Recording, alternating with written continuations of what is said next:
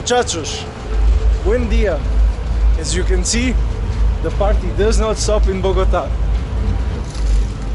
This place has been on loud music since 7 o'clock yesterday, 7 p.m. It is now 7 a.m.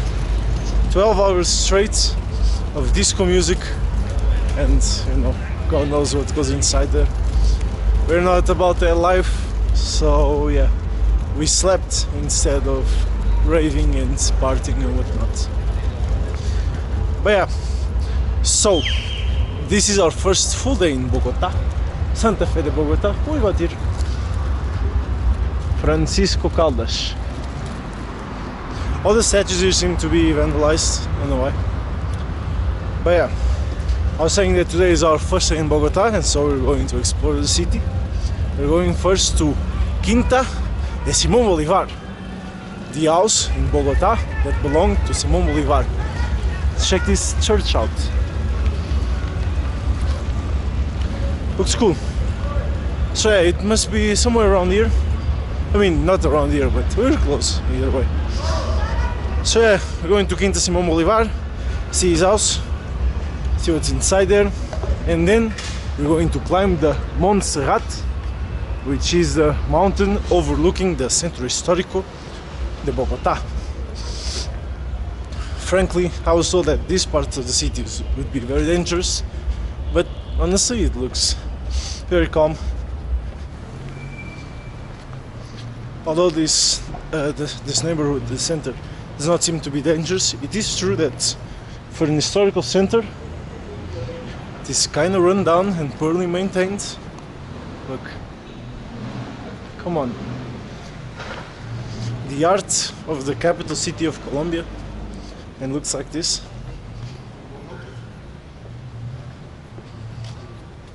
La solidaridad es la ternura de los pueblos.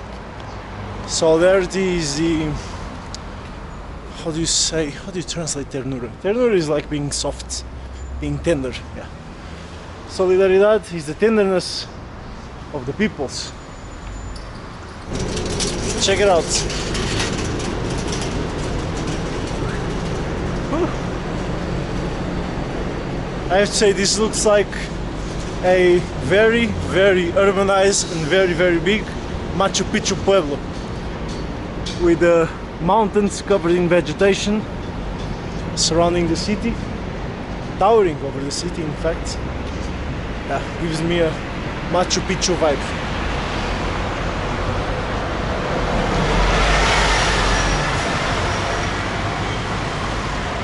Of course, after having left Cusco for Lima and for the Amazon, we are back in the Andes Mountains. Bogotá is on the edge, on the later end of the Andes, that runs all the way from Chile to Colombia, and maybe it catches some parts of Venezuela. So yeah, look at it.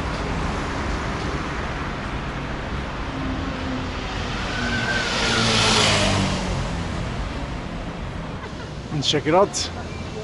¿Sabía usted que en esta casa vivió Simón Bolívar?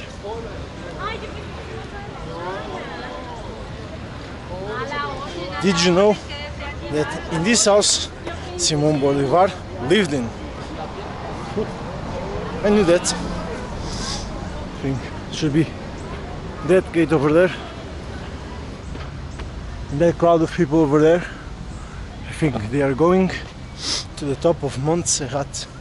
I think it's a good hike with views of the city and whatnot, especially of course when you're at the top of the mountain.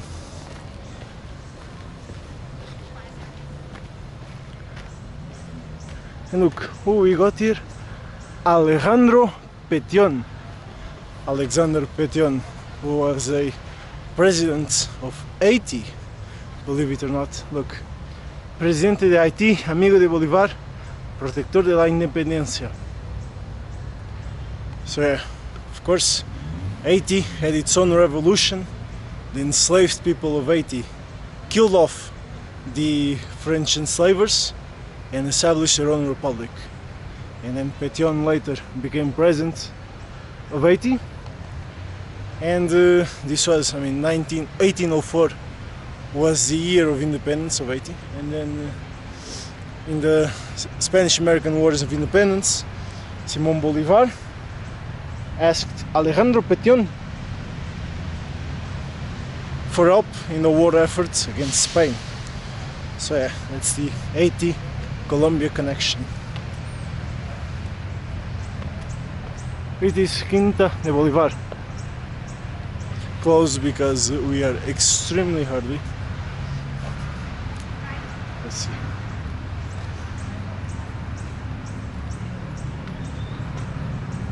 Casa Museo Quinta Bolívar. Someone around here? Hola, perdón. Discúlpame. Perdón, discúlpame. Oh, there's a man around here. Over there. Yeah, so I'll try and talk to him.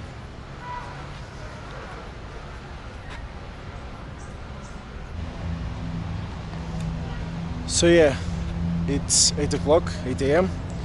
This opens only at 9. And so yeah, we have 1 hour to sit down and do nothing. We could go to Montserrat, obviously. Go to Montserrat first and then come back to Quinta Bolívar.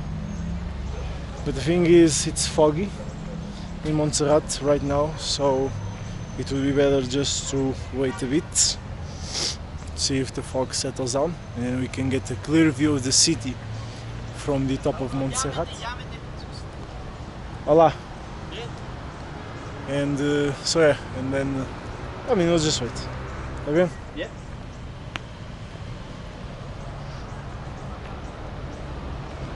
Oh, let's check out this bust of El Libertador, Simón Bolívar. Born in Venezuela and adored all around the world, but especially in what is now northern South America. Northern South America, it sounds like a paradox, but it is not. Donación de José Ignacio Pérez, Congreso de la Nueva Granada, 1836. So this bust was a donation. Look, here it is. El Congreso de la Nueva Granada al Libertador, Simón Bolívar. So yeah, I just ordered an empanada, which is one of the most famous snacks in South America, and it will be my first time trying it, weirdly enough. Yeah, let's see if it's good.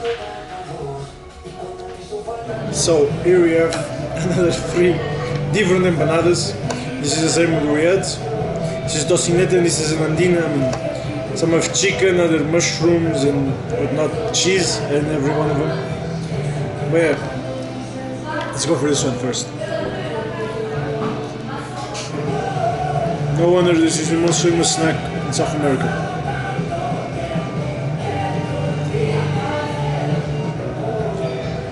I bet Simón Bolívar would have eaten this. So yeah, after a full traditional Colombian breakfast, oh look, Carabobo. Carabobo is in reference of the Battle of Carabobo in Venezuela, which put an end to the Spanish royalist dreams and established the certified the independence of Venezuela and Colombia. So let's go into the house of Simón Bolívar. She's right here.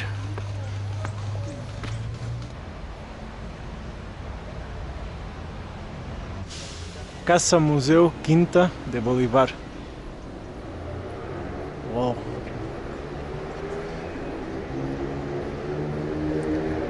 The house of Simón Bolívar here in Bogotá, Colombia. As you can see, I mean, look at this. 18th century, 19th century Rome. You know, looking like this. Of course, Simón Bolívar was quite the aristocrat, a rich man, descending from a rich Criollo family from Venezuela.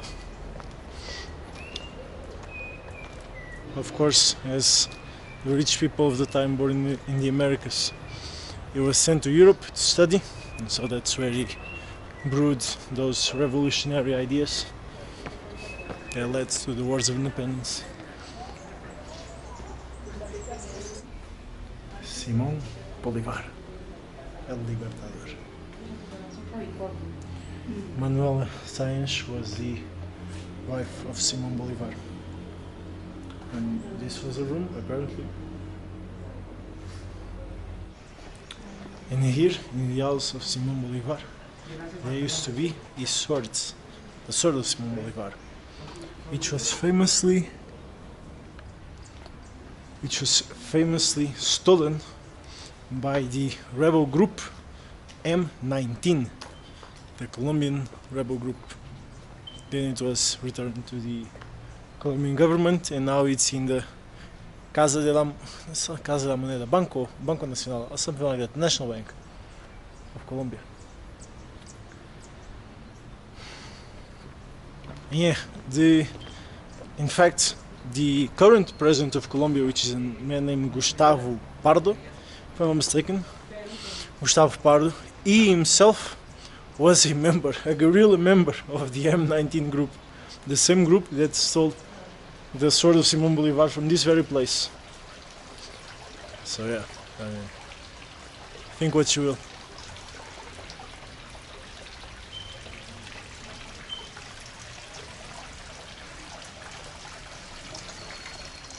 Colombia is a guerrillero president. The saddles for the horses.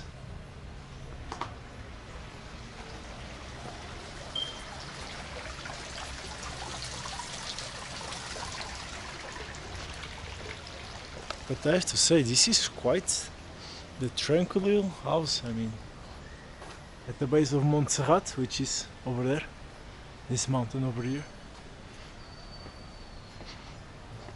Quite a peaceful house.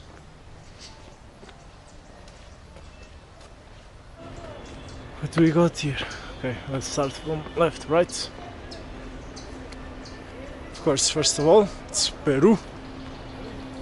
Simón Bolívar was in fact president of Peru, so yeah, Peru, Panama, which was part of Colombia, but later, because of the imperialist intervention, it broke away because of the Panama Canal and whatnot. Panama, Colombia, of course, country where we are.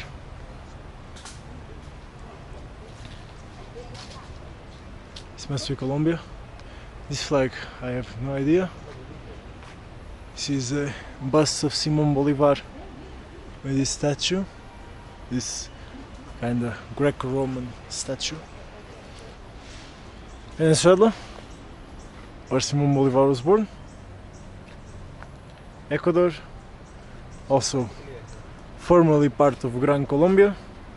And Bolivia, the country which is itself holds the name of Bolivar, of course. Bolivia derives from Bolivar. And Venezuela, I mean, the official name of Venezuela is República Bolivariana de Venezuela. So, yeah, two countries named after the man, Venezuela and Bolivia. And 6 countries that honor him as a founding father.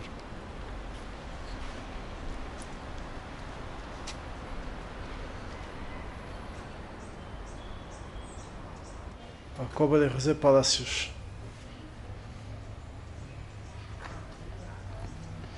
José Palacios was an enslaved man. Yeah, one of the most distinctive features of Simón Bolívar. For example, he is often compared with George Washington, in the sense that George Washington was the founding father of the US, while Simón Bolívar was the founding father of multiple countries in South America. The main distinguishable feature between them is that George Washington, when he founded the US, not only did he maintain slavery, he was himself a slaveholder. Yeah. While Simón Bolívar abolished slavery. Yes. So yeah, there is one of the, actually the main difference, the main point that is stressed between the foundation of the independence of the United States compared to other American countries. The United States preserved slavery. Not only that, expanded it greatly until the American Civil War. On the eve of the American Civil War, 4 million people were enslaved. Can you believe it? 4 million. 4 million enslaved people. While with the independence of the Latin American countries, slavery was abolished right away. So yeah.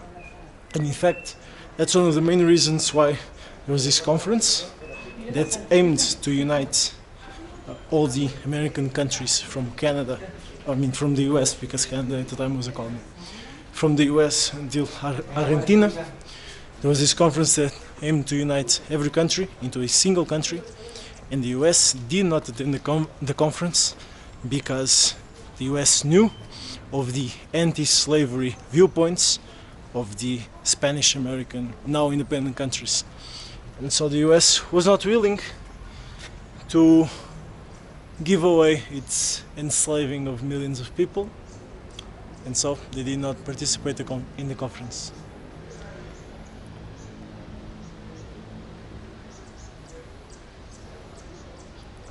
So yeah, just goes to show how the land of freedom, the United States, really likes them enslaved people. Yeah, man, very, very, very ironic, but we all know that.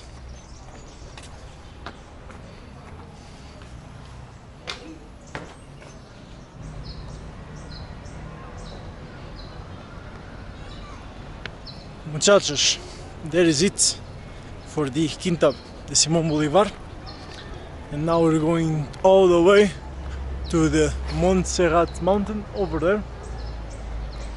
Of course, we're going to take the cable car. I'm not gonna walk because I cannot be bothered to walk to the top of the mountain. But yeah, that was good, it was fun. We'll come here.